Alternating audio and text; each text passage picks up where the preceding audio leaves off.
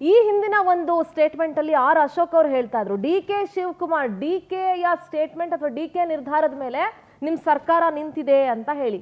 ಅದೇ ರೀತಿ DCM DK Shivakumar ಅವರು ಒಂದು ಹೊಸ ಬಾಂಬ್ ಅನ್ನು ಸಿಡಿಸಿದ್ದಾರೆ. ಬಿಜೆಪಿ ಡಿಸಿಎಂ ಸ್ಥಾನದ ಆಫರ್ ಕೊಟ್ಟಿತ್ತು ನಂಗೆ ಅಂತ ಡಿಕೆ ಶಿವಕುಮಾರ್ ಹೇಳಿದ್ದಾರೆ.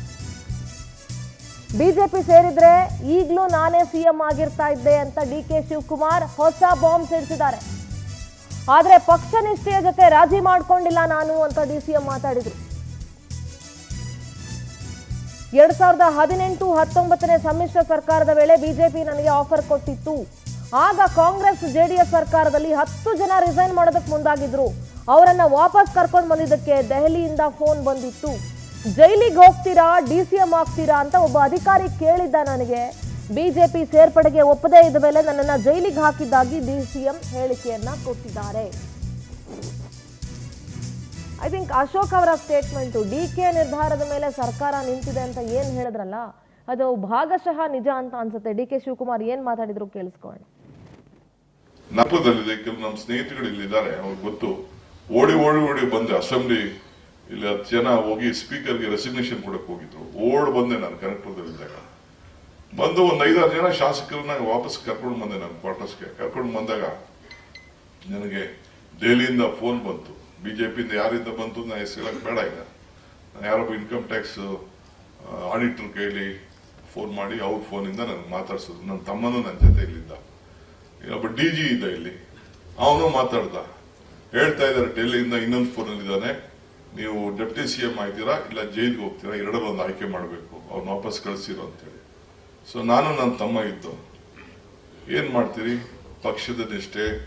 ಬಹಳ ಚಿಕ್ಕ ವಯಸ್ಸಿನಲ್ಲೇ ರಾಜೀವ್ ಗಾಂಧಿ ಅವರು ನನ್ನನ್ನ ಒಂದು ಅಸೆಂಬ್ಲಿ ಟಿಕೆಟ್ ಕೊಟ್ಟಿದ್ರು, ಮಂತ್ರಿ ಮಾಡಿದ್ರು, ಬಂಗಾರಪ್ಪ ನನಗೆ ಸಹಕಾರ ಮಾಡಿದ್ರು. ಇಲ್ಲಿವರೆಗೂ ಬೆಳ್ಕೊಂಡು ಬಂದಿದ್ದೀನಿ. ನಾನು prefer a jail than becoming a deputy chief minister ಹೇಳಿ. ಸೊ ಅವತ್ತು ಆಗ್ಬೋದಾಗಿತ್ತು, ಇನ್ನೇನೇನು ಆಗ್ತಿತ್ತೋ ರಾಜಕೀಯ ಗೊತ್ತಿಲ್ಲ. ನಾನು ನಮ್ದಂತ ಪಕ್ಷದ ಕಾರ್ಯಕರ್ತರು ಸಿದ್ಧಾಂತ ಬೆಳೆದುವಂತ ಆದಿ ಇವೆಲ್ಲ ಕೂಡ ನೀವು ಹೇಳ್ದಂಗೆ ಜಾತ್ಯತೀತ ತತ್ವ ಇವನ್ನೆಲ್ಲ ಕೂಡ ಇವತ್ತು ಮಾಡ್ಕೊಂಡು ಬಂತು. ಕೆಲವು ನಮ್ಮ ಸ್ನೇಹಿತ ಒಂದೇ ಕಲ್ಲಲ್ಲಿ 2 ಹಕ್ಕಿ ಹೊಡೆದ್ರ ಡಿಸಿಎಂ ಡಿಕೆ ಶಿವಕುಮಾರ್.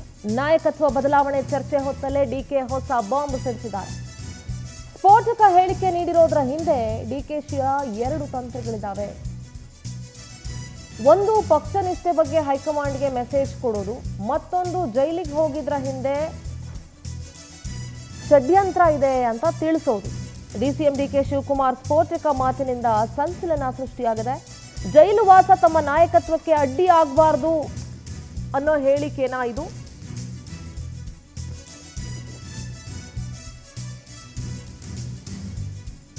ಇನ್ನು ಡಿಸಿಎಂ ಡಿಕೆ ಶಿವಕುಮಾರ್ ಅವರ ಹೇಳಿಕೆಗೆ ವಿಪಕ್ಷ ನಾಯಕ ಆರ್ ಅಶೋಕ್ ಟಾಂಗ್ ಕೊಟ್ಟಿದ್ದಾರೆ. ಏನ್ ಹೇಳಿದ್ರು ಆರ್ ಅಶೋಕ್ ಕೇಳಿಸ್ಕೊಳ್ಳಿ. 2.5 ವರ್ಷ ಆಗ್ತಾ ಇದೆ. ನವೆಂಬರ್ ಕ್ರಾಂತಿ ಶುರುವಾಗ್ತಾ ಇದೆ. ಇಷ್ಟು ದಿನ ಹೇಳಿದ್ದಂಥ ಸತ್ಯವನ್ನ ಈಗ ಪದೇ ಪದೇ ಹೇಳ್ತಾ ಇದ್ದಾರೆ ಅಂತಂದರೆ ಇದು ರಾಹುಲ್ ಗಾಂಧಿ, ಸೋನಿಯಾ ಗಾಂಧಿ ಅವರಿಗೆ, ಸಿದ್ದರಾಮಯ್ಯನವ್ರಿಗೆ ಥ್ರೆಟ್ ಕೂಡ ಕೇಳ್ತಾ ಇದ್ದಾರಾ,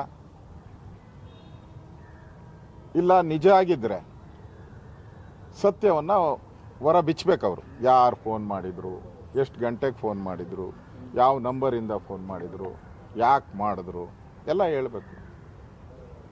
ಅವರು ಜೈಲಿಗೆ ಹೋಗೋದ ಇದ್ರ ಬಗ್ಗೆ ನಿಮಗೂ ಗೊತ್ತಿದೆ, ಕರಪ್ಷನ್ ಕೇಸಲ್ಲಿ ಹೋಗಿದ್ದಾರೆ ಅವರು. ಅದಕ್ಕೂ ಇದಕ್ಕೂ ಸಂಬಂಧ ಇಲ್ಲ. ಈ ಸಂದರ್ಭದಲ್ಲಿ ಅವರು ಹೇಳ್ತಾ ಇದ್ದಾರೆ ಅಂದರೆ, ನೀವು ಮಾಡಿಲ್ಲ ಅಂದರೆ ನೋಡಿ, ನೀವು ಕೊಟ್ಟರೆ ನಾನು ಗ್ರೀನ್ ಬಸ್ ಹತ್ತುತ್ತೀನಿ, ನೀವು ಕೊಡಲಿಲ್ಲ ಅಂದರೆ ನಾನು ರೆಡ್ ಬಸ್ ಹತ್ತುತ್ತೀನಿ ಅನ್ನೋ ಮೆಸೇಜ್ ಕೊಡ್ತಾ ಇದ್ದಾರೆ ಅಷ್ಟೇ. ಸರ್ಕಾರ